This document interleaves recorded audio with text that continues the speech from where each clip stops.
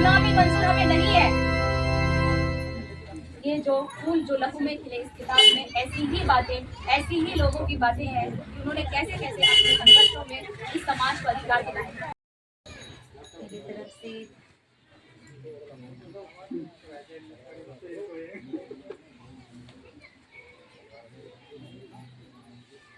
सभी को मेरी तरफ से जय जोहार, जय आदिवासी और वाहिगुरु जी का खालसा, वाहिगुरु जी की फतेह। मैं छत्तीसगढ़ की गुरु प्यारी जरनैल कौर खालसा आप लोगों के जो 9 अगस्त का विश्व स्वदेशी दिवस हमने जो मनाया, उसके लिए आप लोगों ने मुझे बुलाया। मैं आप लोगों को इसके लिए शुक्रिया करती हूँ। और जहाँ पर आज जो हम मिलने के लिए आए हैं, मैं मिलना चाहती थी वास्तव में अपनी किताबों को लेकर के। उसी दिन मैंने मंगाई थी ये किताबें कि 9 अगस्त के दिन ये पहुँच जाए, पर पोस्ट ऑफिस से आने में टाइम लग गया, किताबें देर से पहुँची। तो फिर भी आप लोगों ने दोबारा इतना बड़ा समय दिया यहाँ पर, तो मैं आप लोगों को तहे दिल से शुक्रिया अदा करती हूँ। जितने भी यहाँ मेरे भाई बहनें, थाने सर,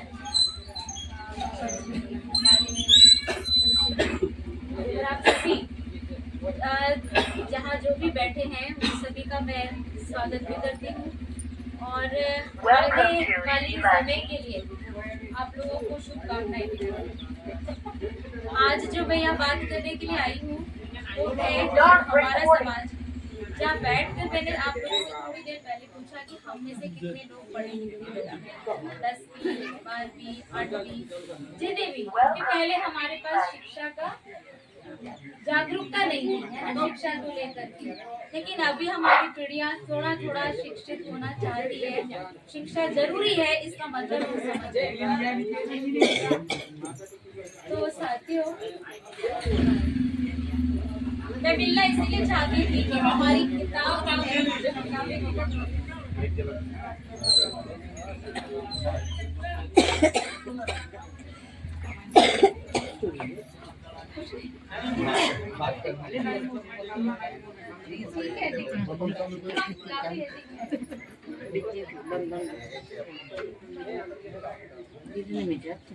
तो देखो, हमारे पास जो हम स्कूली पढ़ाई अपने बच्चों को पढ़ा रहे हैं,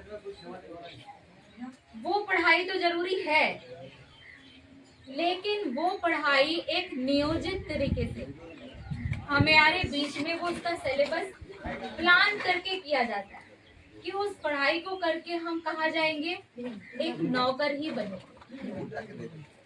भले ही हम डॉक्टर बन जाएंगे, भले ही हम कलेक्टर बन जाएंगे, भले ही हम पुलिस की बड़ी नौकरी में चले जाएंगे, आईएएस आईपीएस बन जाएंगे, इंजीनियर बन जाएंगे, लेकिन नौकरी करने ही जाएंगे, नौकर ही बनेंगे, किसी न किसी के अंडर नहीं रहेंगे। जब हमारा देश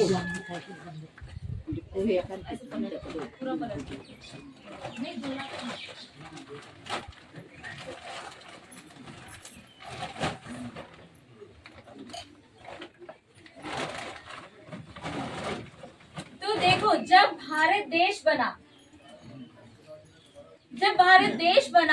तो इस देश को बनाने में हम सबकी भागीदारी है।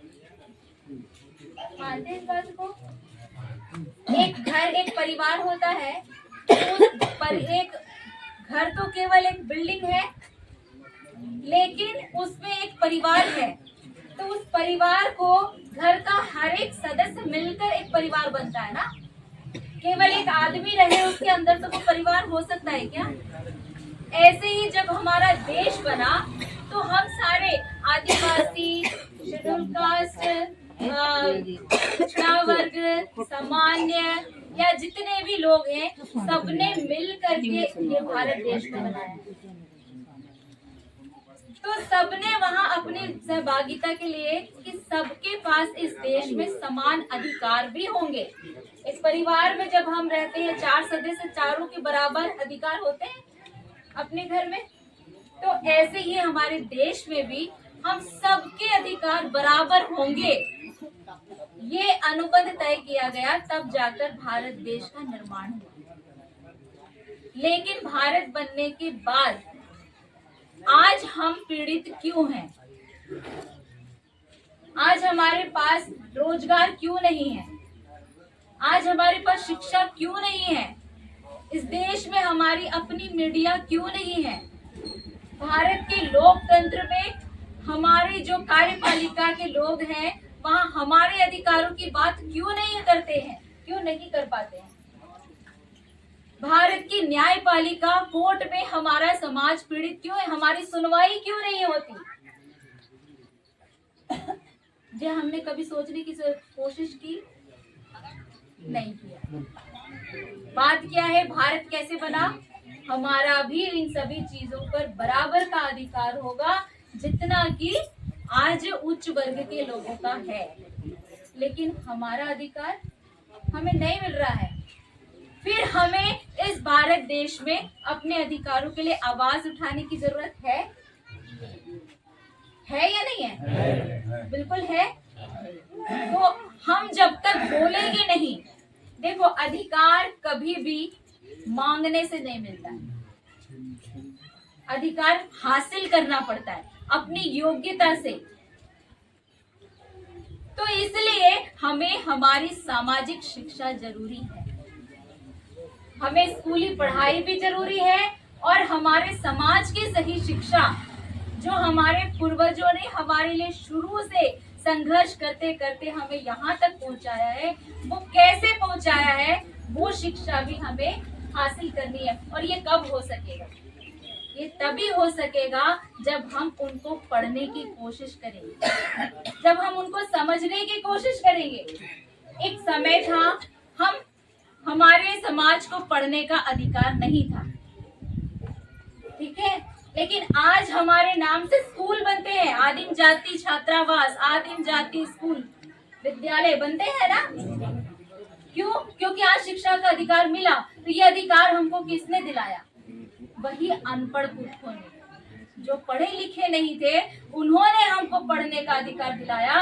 और हमारी पढ़ी लिखी पीढ़ी आज अपने बच्चों को पढ़ाने के लायक नहीं है, तो गलती किसकी है? हम नहीं पढ़ा रहे तो गलती किसकी है? हम है ना। हम किसी को दोष नहीं दे सकते। उस दिन हम जब बातें कर रहे थे वहाँ पर प्रोग्राम में, तो कुछ लोग पीछे से आके एक आकर बोल रहे थे कि मेरा घर नहीं बन पा रहा है, मुझे सरकार नहीं दे रही, मेरा राशन कार्ड नहीं बना, मुझे सरकार नहीं दे रही। हम शिकायत कर रहे हैं, क्यों नहीं मिला? जब दूसरे को मिल रहा है तो हमें क्यों नहीं मिल रहा है? अधिकार तो हमारा भी है। हमने उसके ऊपर क्या करना चाहिए उस पर ध्यान नहीं दिया। कोई हमारे लिए कर दे, हम किसी के पास जाए भीख मांगने के लिए कि मेरा ये कर दो, वो कर देगा तो ठीक है, नहीं कर देगा तो सड़कों पर हल्ला मचाने के लिए। मेहनत करना हमने छोड़ दिया है, संघर्ष करना हमने छोड़ दिया है, ये कारण है। और दूसरा, हम उन अपने इतिहास को हम लिखना पढ़ना हमने छोड़, हमारे जो इतिहास के, जैसे हमारे टांटिया मामा, कितने लोगों को मालूम है टांटिया मामा का संघर्ष क्या था? क्या संघर्ष किया टांटिया मामा ने? उनके साथ हमारे रेंगा कोरकू जी कैसे उनके साथ मिले, उनके साथ शामिल हुए? क्या सोच थी उनकी जो उनके साथ? वो तो भील थे, ये तो कोरकू थे। क्यों दोनों एक हो गए? सोचा कभी? नहीं सोचा ना। जब वो दोनों एक हो गए तो बड़ी ताकत बन गए। उन्होंने अंग्रेजी सरकार को अपने कदमों के नीचे लाके रख दिया था, झुका दिया था। तो वो इतिहास, फिर आप लोग जो आज जैसे हमारे डांडे जी संघर्ष कर रहे हैं, तुलसी जी संघर्ष कर रहे हैं, और भी क्षेत्र में बहुत सारे लोग संघर्ष कर रहे हैं, लेकिन हमने अपने इतिहास को ना तो कभी आने वाली पीढ़ी के लिए लिखने का सोचा। टांटिया मामा ने, रेंगा कोरकू ने, तिलका मांझी ने, बिरसा मुंडा ने, किसी ने भी अपने इतिहास को कभी भी लिख कर नहीं दिया हमारे कि हमने संघर्ष कैसे किया, हमें किस किस परेशानी की, कैसी कैसी परेशानी आई। ये कारण है कि आज हमारा समाज एकजुट होकर संघर्ष करने के लिए तैयार नहीं हो पा रहा है। वो लड़े, जितना लड़ना था लड़े, जितना लोगों ने अपने दिमाग से सोचने समझने की कोशिश की, सोचा समझा, कुछ लोगों ने लिख दिया, पर वो लिखने वाले लोग भी आप राइटर्स देखना तो हमारे नहीं, वो कोई और लिख रहा है उनको, जो हमारे समाज के लोग नहीं लिख रहे हैं। जब हमारे समाज के लोग नहीं लिखेंगे, दूसरा लिखेगा तो वो अपने फायदे के लिए लिखेगा कि इस समाज को कैसे चलाना है। इसलिए हम शोषित हैं, इसलिए हम पीड़ित हैं, इसलिए हमको कोई सुनता नहीं है। जो दूसरे करके देते हम उस पर चलते, खुद से हमने करने की कोशिश नहीं की। तो मैं आज आप लोग को यही बताने के लिए आप लोग का समय मैंने मांगा है कि हम पढ़ें, हम जो पढ़ने के बाद लिख सकते हैं वो लिखें, हम इस लायक काम करें कि हम अपने किए हुए कर्मों को लिख सकें और हमारे पीछे हमारे आने वाली पीढ़ियां, हमारे आने वाले बच्चे जो आए, वो हमारे उस लिखे हुए को पढ़कर हमारे इस संघर्ष को फिर आगे ले जा सके।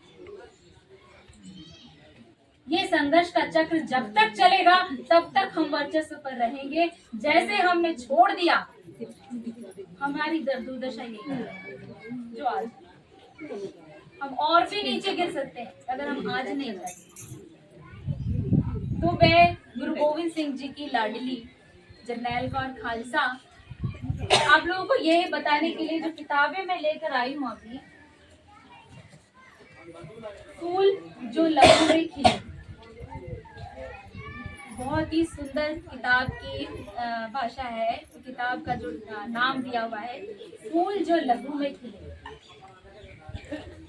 ये किताब अमेरिका में बैठे हुए लोग पीटर फेडरिक और भजन सिंह, इन दो लोगों ने लिखी है। बहुत ही सज्जन और बहुत सम्मानित लोग हैं और भारत के संघर्षों को उन्होंने संकलित किया है। और ये किताब हम जो जैसा जैसा उन्होंने ढूंढा, सिख गुरुओं को लेकर के, बिरसा मुंडा को लेकर के, डॉक्टर अंबेडकर को, ज्योतिराव फूले को, जो मिलते गए संघर्षकारी लोग, उन सभी को वो, क्योंकि ये भारत का संघर्ष है ना। भारत में हम किस किस चीजों से पीड़ित हैं? भारत में हम पीड़ित हैं जातिवाद से, धर्मवाद से, है ना। अलग अलग धर्म में बटे हैं, अलग अलग जातियों में बटे हैं, और वहीं से हमें ऊंचा और नीचा बताया जाता है। ये ऊंच नीच की जो जातिवाद की लड़ाई है वो दुनिया के और देशों में नहीं है। दुनिया के और देशों में काले गोरे, अमीरी गरीबी का ऊंच नीच भेदभाव है, लेकिन जाति, जिस जाति में आप पैदा हुए हो उसी जाति में आप मर जाओगे। ये भारत में हमारे लिए इस तरीके की व्यवस्था बनाई गई है ना। दूसरे देशों में क्या अमीरी गरीबी की ऊंच नीचता है। तो भाई आज जो गरीब है मेहनत करेगा तो अमीर हो जाएगा, कल को वो सम्मानित हो जाएगा। लेकिन अगर खोरकू बोले कि मैं आने वाले समय में एक ब्राह्मण बच्चे को पैदा करूंगा तो कर पाओगे? नहीं कर पाओगे ना। हम जिस जाति में पैदा होंगे उसी जाति में हम मर जाएंगे, हम कभी इससे ऊपर नहीं उठ सकेंगे। जाति इतना बड़ा हमारे लिए अभिशाप है।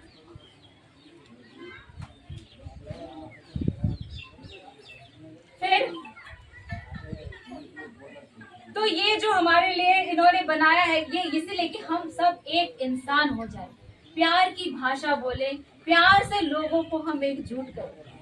अगर हम केवल कोरकू बोले कि मैं इस देश का शासक बन सकता हूँ, मैं बन जाऊंगा। अगर भील बोले केवल कि मैं इस देश में अकेले राज कर लूंगा, मैं कर लूंगा, चुनाव जीत लूंगा। अगर सिख बोले कि मैं अकेले ही अपनी वोटिंग से इस देश में शासक बन जाऊंगा, बन सकते हैं? नहीं बन सकते हैं। लेकिन शोषित और पीड़ित हम सब हैं। हम सब एक हो जाए, जात छोड़कर हम इंसान बन जाए, प्यार की भाषा बोलने लगे, सारे एक दूसरे से प्रेम में बंधने लगे, एक रिश्ता बना ले तो हम राज कर लेंगे, पक्का राज कर लेंगे, पक्का हम शासक बन जाएंगे। तो ये किताबें यही सोच, पढ़े लिखे नौजवान लोग जो हैं, जो भी पढ़े लिखे शिक्षित लोग हैं, वो इसे पढ़ें। जो पढ़े लिखे नहीं हैं आप उनको भी पढ़ने के बाद इसको सुनाइए। इस देश में क्रांतिकारी लोगों ने कैसे अपनी कुर्बानियां दी, कैसे अपनी कुर्बानियां दे करके उन्होंने इस देश को सजाया है। हमारी जब ये भारत देश बना तो हम सबका अनुबंध है उस पर, हम सबकी शर्तें हैं कि हमें हमारे मानव अधिकारों को कभी भी छेड़ा नहीं जाएगा। हम जिस जगह के हमारी संस्कृतियों को छेड़ा नहीं जाएगा। भारत सरकार जब बनेगी तो भारत सरकार का सिर्फ एक ही फर्ज होगा और वो है हमारे मानव अधिकारों, हमारे पर्यावरण, हमारी संस्कृति, हमारी सामाजिक शिक्षा, इसको वो सुरक्षित करेंगे, सिर्फ सुरक्षा देने का काम करेंगे। इन शर्तों पर हमने भारत का निर्माण किया है। लेकिन अगर भारत की सरकार हमारे इन अधिकारों पर और इस अनुबंध के खिलाफ जाती है तो फिर हमें उसे सबक सिखाना ही पड़ेगा और उसके लिए हमें हर एक को तैयार होना ही पड़ेगा। तभी हम सच्ची आजादी लेंगे, नहीं तो आज हम गुलाम ही हैं। हमने 9 अगस्त को जो विश्व आदिवासी दिवस या विश्व स्वदेशी दिवस मनाया या विश्व मूल निवासी दिवस, जिस भी नाम से हम बोलते हैं, वो दिन सुनिश्चित जो किया गया है इसीलिए किया गया है कि हम उस दिन अपने मानव अधिकारों के ऊपर चर्चा करें। किस चीज का हमारा शोषण हो रहा है, क्या हमें मिल रहा है, जो नहीं मिल रहा है आने वाले समय में उसे हमें हासिल कैसे करना है, इसके ऊपर हम अपनी प्लानिंग करें। हम आज इस स्थिति में हैं, हम आने वाले अगले साल में जब मिले तो इससे बेहतर स्थिति में मिले। इसलिए उस पर चर्चा, उस पर एक प्लान योजना बनाने के लिए विश्व स्वदेशी दिवस बोलिए या विश्व आदिवासी दिवस या विश्व मूल निवासी दिवस, इसलिए हमें सड़कों पर रंग बचाने या नाचने गाने, इसके लिए हमारे पास बहुत सारे समय है ना। शादी में, ब्याह में बच्चे पैदा होते हैं, कुछ त्योहार आते हैं, हम सब नाचने के लिए हमारे पास होते हैं। पर एक दिन अगर हम 9 अगस्त का दिन हमें ये चर्चा करने के लिए है और फिर अगले 9 अगस्त तक हम कहाँ से यहाँ से आगे बेहतर कहाँ तक कैसे पहुँचेंगे, इसकी प्लानिंग करने के लिए है, तो हमें वो समय हमें वहाँ लगाना है। तो हम एक दिन उसमें भी हम नाचने में लगेंगे तो साल भर हम फिर सरकारी अधिकारियों और नेताओं के आगे हाथ जोड़कर भीख मांगने का काम भी करते हैं। जब हम प्लान करेंगे, एकजुट हो जाएंगे, तो वो सरकार और वो अधिकारी आपके पैरों में आकर झुकने लगेंगे।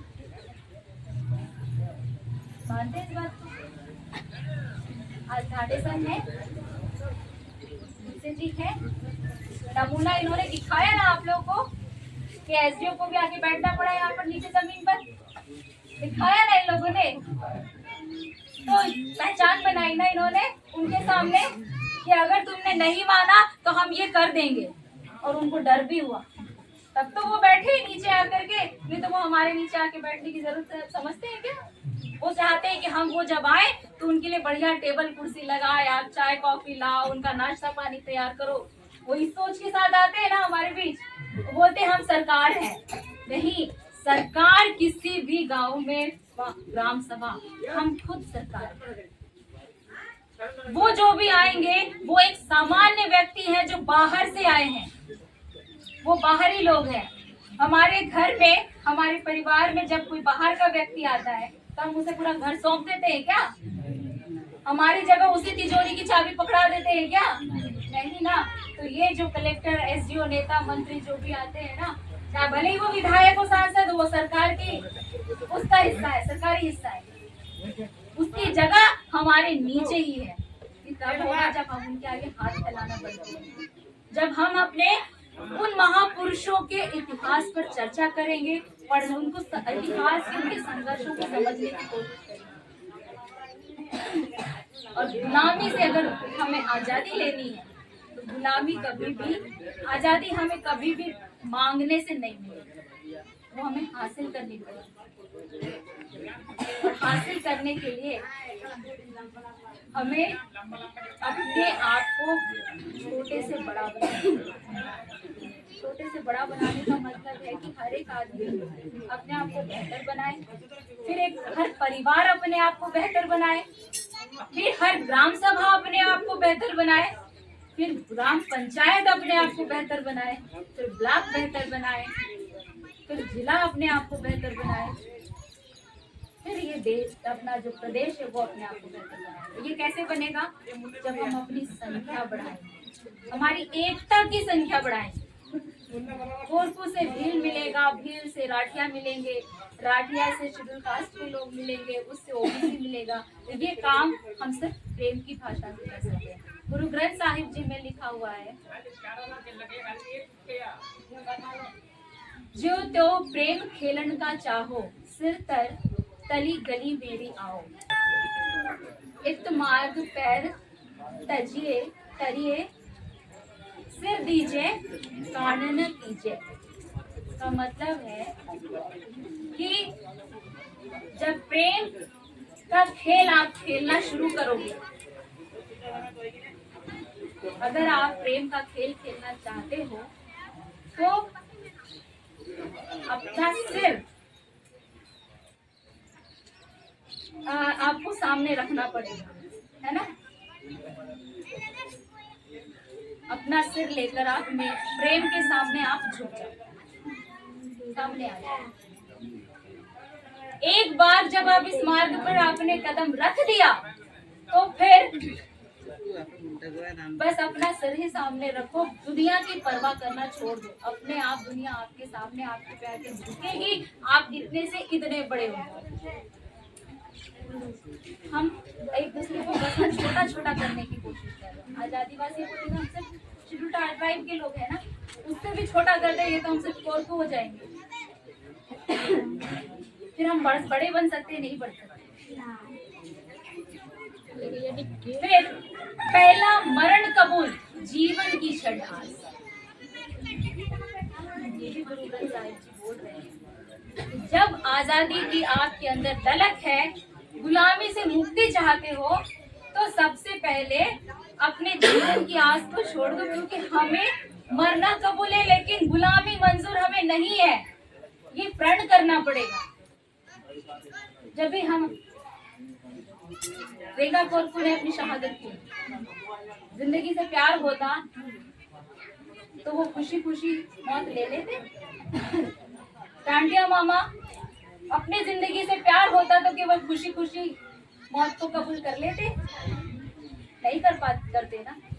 फिर हमने अपनी जिंदगी से जो हमें चाहिए, हम अपनी जिंदगी को अपने आप को केवल जो हम सोच रहे हैं, तो समाज हम जिसे बोल रहे हैं उस समाज का हिस्सा हमारी आपकी पत्नियां हैं, आपके पति हैं, आपकी बेटियां हैं, आपके बेटे हैं। वही तो समाज है ना, आने वाला हमने उन्हें पैदा किया है ना, तो उनके हमारा फर्ज क्या है? उनकी आने वाली जिंदगी को बेहतर बनाना। उनको पैदा किया है ना, तो उनके लिए हमारी जिम्मेदारी, हमारा फर्ज है कि हम उनकी जिंदगी को, उनके आने वाले भविष्य को हम बेहतर बनाएं। उसके लिए हमें पहले से जीवन की आस, हम उसके लिए जो करना पड़े, जिंदगी से प्यार छोड़ना पड़े तो छोड़, हम मरना कबूल करेंगे। जब हम मरना कबूल करेंगे, जिंदगी हमारा पीछा नहीं छोड़ेगी, जिंदगी खुद हमें गले लगाएगी। क्योंकि सामने वाला भी जब हम मौत को हराते हैं तो वो हमारे सामने झुक जाता है। मैं ये बात बड़े भाषण और लेक्चर के साथ नहीं है। मैं जो पहले मेरा नाम तारिका तरंगिनी था, तारिका से जर्नैल तक का सफर जो मैंने किया है वो बहुत ही कठिन और बहुत ही मुश्किल सफर था। कई बार मुझे मारने की कोशिश हुई, कई बार कई घटनाएं ऐसी घटी जिसकी बात मैं आप लोगों से कर रही हूं। सामने मेरे साथ मेरा बेटा है, लेकिन मैंने जिंदगी की कभी परवाह मैंने की ही नहीं। इसलिए आज मैं पूरी हिम्मत के साथ अपनी जिंदगी के उन अनुभवों को लेकर बोलती हूँ कि जब आप मरना ही कबूल कर लेंगे आजादी के लिए, गुलामी छोड़ने के लिए, तो आपके पीछे आप जिंदगी आपको गले लगाएगी, मौत आपसे डरने लगेगी। ये जो फूल जो लहू में खिले, इस किताब में ऐसी ही बातें, ऐसी ही लोगों की बातें हैं कि उन्होंने कैसे कैसे अपने संघर्षों में इस समाज को अधिकार दिलाया, कई समाज को अधिकार दिलाया। और हमारी माताएं और बहनों से मैं ये बोलना चाहूंगी कि जिस घर में माँ शिक्षित हो, स्कूल की पढ़ाई भले आपको क ख ग घ ABCD 1 2 3 4 नहीं आता, 1 2 3 4 नहीं आता, कोई बात नहीं, लेकिन हमारे पास ये शिक्षा है ना, हम घर तो हम ही चलाते हैं ना, ये तो कमा के ला के देते हैं, उतनी शिक्षा है ना कि कितना पैसा घर के किस व्यक्ति के लिए कितना कहाँ लगना चाहिए। तो देश भी तो ऐसे ही चलता है भाई कि किस परिवार में, किस घर में खाने को इतना देना है, किसको किसके यहाँ परिवार में किस समाज में या पढ़ने वाले बच्चों के लिए कितना पैसा खर्चा करना है, किसानों में कितना खर्चा करना है, नौकरी करने वालों पे कितना खर्चा करना है, सफर के लिए कितना खर्चा करना है। देश भी तो ऐसी बजट से चलता है। हम तो वही करते हैं ना, वो बड़े स्तर पे करते हैं, हम छोटे स्तर पे करते हैं। तो शिक्षित तो हम हैं, बस उस शिक्षा को हमारे समाज के साथ में हमको कैसे चलना है उसको भी हमें सोचना है। जब हम तैयार हो जाएंगे तो फिर इनकी ताकत हम बनेंगे, हम पुरुषों की ताकत बनेंगे, पुरुष हमारी ताकत बनेंगे। और जिस दिन हम महिलाएं समाज के लिए खड़ी हो जाएंगी ना, इन्हें जरूरत ही नहीं पड़ेगी आगे आने की, हम ही आजादी ले लेंगे।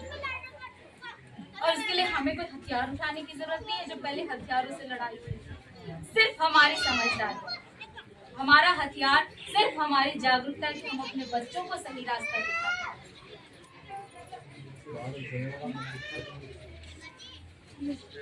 जैसे जब कोई महिला अच्छा काम करती है, आपके बीच में से कोई सरपंच बन जाती है, कभी कोई विधायक बन जाएगी, कभी कोई सांसद बन जाएगी, तो गांव क्या बोलता है, सरपंच इनका घर देख लो। कोई पूछता है ना, तब वो ये नहीं बोलता कि वो सरपंच इनके पति का घर देख लो, नहीं बोलते हैं क्या? नहीं बोलते हैं ना, सरपंच इनका घर, महिला से उस घर की पहचान बन जाती है।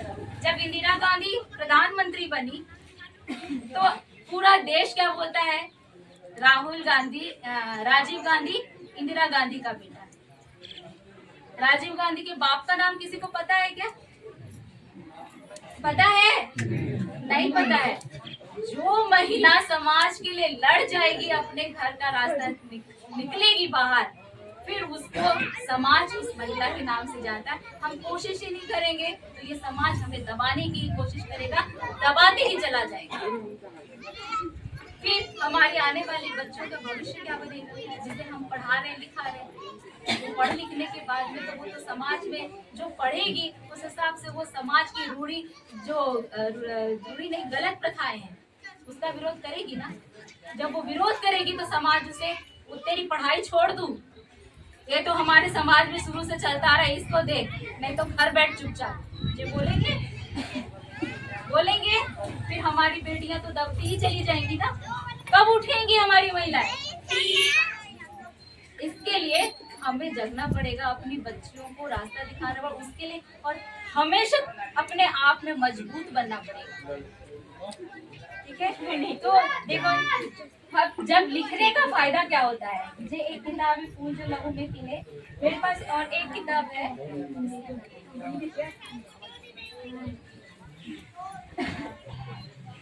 मैं जो बोल रही समझ रहे हैं ना, समझ रहे हैं ना? ये एक किताब है जसवंत सिंह खालड़ा के बारे में। ये एक सिख क्रांतिकारी व्यक्ति थे। देखो, सिखों को हम मजबूत समझते हैं ना, किसानी आंदोलन चला, 750 किसान शहादत लिए, पूरे देश को तीनों कानून से आजाद कराया, जो सरकार ने बनाया था। पूरे देश में हम भी होते हैं, हमारे अंदर से कोई एक शहीद होने निकला क्या? नहीं निकला। और उन्होंने 750 लोगों ने शहादत दी। आज भी कितने लोगों के ऊपर केस चल रहे हैं, आज भी कितने लोग जेल के अंदर। मरने वालों की संख्या तो मिल गई, लेकिन जिनके ऊपर केस चल रहे हैं उनके हिसाब नहीं। तो ये लोग शुरू से गुरुओं ने लिखते गए, जो संघर्ष करते गए वो लिखते चले गए शुरू से। लिखना नहीं, जब उनके पास बोली नहीं थी तो बोली बनाई, फिर उसको उन्होंने लिपि बनाई। लिपि बनाने के बाद में उस लिपि के ऊपर फिर उन्होंने लिखना शुरू किया। आज बोली हमारे पास है, लिपि नहीं है। आप जिस भाषा में कोई भाषा में बोलते हो, इतने सारे पढ़े लिखे लोग आने के बाद में आपने उसके लिपि बनाने की कोशिश नहीं की आज तक। आपके बच्चे आपका इतिहास कैसे पढ़ेंगे? फिर हर एक, क्योंकि वहाँ देखोगे हर घर में क्रांतिकारी है, हर घर की एक क्रांतिकारी कहानी है, इतिहास है। वो लिख लिख कर जाते हैं, लिखते ही रहते हैं। तुलसी जो लिख कर रहे हैं, दांडी जी जो कर रहे हैं, मैं जो कर रही हूँ, अगर इन चीजों को हम लिख देंगे तो इनके लिए बनेगा, ये लिख देंगे तो इनकी आने वाली पीढ़ी के लिए बनेगा। लेकिन हम डूबे इसीलिए कि हमारे पुरखों ने क्या किया हमको पता ही नहीं है, क्योंकि वो लिख कर नहीं करा। हम कोशिश करें कि हम भी अपनी लिपि बनाएं। लिपि बनेगी तो हमारी भाषा बनेगी, भाषा बनेगी तो हमारी वैल्यू बढ़ेगी, हमारा महत्व इस देश में बढ़ेगा, और हमारी आने वाली पीढ़ी पढ़ना शुरू करेगी। आप लोग हो जो पढ़ना जानते हो, लिखना जानते हो, जिन्होंने भी अपने परिवार के लिए भी जो कुछ किया है, परिवार के लिए भी आप लोगों ने संघर्ष किया होगा ना। कई लोगों पे केस चलते हैं, कई लोगों पर गांव वाले कई तरीके से उनको अलग कर देते हैं, उनके ऊपर गांव से भी जुल्म होते हैं। तो उन सारी चीजों को भी आप लिखो ताकि आपकी आने वाली पीढ़ी याद रखे। इसमें जसवंत सिंह खालड़ा के लिए जो है वो अपने दादाजी से प्रेरित हुए, कि उनके दादाजी को वो सिखों की लड़ाई की, सिखों की आजादी के संघर्ष के लिए वो संघर्ष कर रहे थे, जिसके कारण से उनको अपना देश छोड़ना पड़ गया। जब देश छोड़कर चले गए तो वो अपने बेटे को चिट्ठियां लिखते रहे, उसे समझाने के लिए कुछ कहानियां लिखते चले गए। उनके बेटे ने पढ़ी, उनके बेटे के अंदर सारी अपने समाज के लिए, भले वो कुछ करे, ऐसा करने पर वो कुछ करे ना करे, लेकिन आग तो जलती है ना। वो बातें उन्होंने, उनके बेटे ने फिर उनके पोते को सुनाई। वो चिट्ठियां उसके पोते ने पढ़ी। जब उनके पोते ने पढ़ी तो उसके अंदर क्रांति जागी तो वो बड़ा क्रांतिकारी सिखों के बने। भारत सरकार ने इन्हें गायब कर दिया, ये नहीं पता कि ये जिंदा है या नहीं है, इसलिए इन्हें शहीद ही मानकर जाते हैं। तो ऐसी ये लिखा, हम भी कुछ कुछ कर रहे हैं ना। हमारी बातें क्या यहाँ से बाहर निकल रही है? नहीं निकल, हम लिखते हैं। तो मैं संदेश यही देना चाहूंगी, आप इन किताबों को पढ़िए, इन्हें समझिए। ये तो मेरे पास एक ही है, मैंने समझाने के लिए केवल इसको लाई है। ये जो है ये मैं आप लोगों के लिए सारी छोड़कर जाऊंगी। ये अगर मुझे और मिल जाएगी तो मैं बताऊंगी। बहुत सरल शब्दों में लिखने का तरीका आप देखिए, क्रांति करने का तरीका आप सीखिए। बस इसलिए ये किताबें मैं आप लोगों को देकर जाऊंगी। और पीटर फ्रेडरिक और भजन सिंह जी जिन्होंने ये किताब लिखी है वो बहुत, और ये वाली जो वो पीटर फ्रेडरिक और भजन सिंह जी की लिखी हुई है, फूल जो लहू में खिले। ये किताब जो है ये गुरमीत कौर जी ने लिखी है, जसवंत सिंह खालड़ा के, जो हमारे साथ उस प्रोग्राम में आने वाली थी, लेकिन उनकी ज्यादा इधर उधर दौरा हो गया, उनका घूमना फिरना, उसके कारण उनकी सेहत बहुत ज्यादा खराब हो गई, तो वो इंदौर से फिर यहाँ नहीं आ सकी। देखो महिला है ना, महिला लिख रही है, तो हम भी अपने बच्चों को बताएं। आप जो काम करते घर में, भले आपको लिखना नहीं आता, अपने बच्चों को बोलो चल अभी आज का दिन भर का ये लिखो मेरी कहानी। अपने बच्चों को बोलो तुम अपनी कहानी लिखो।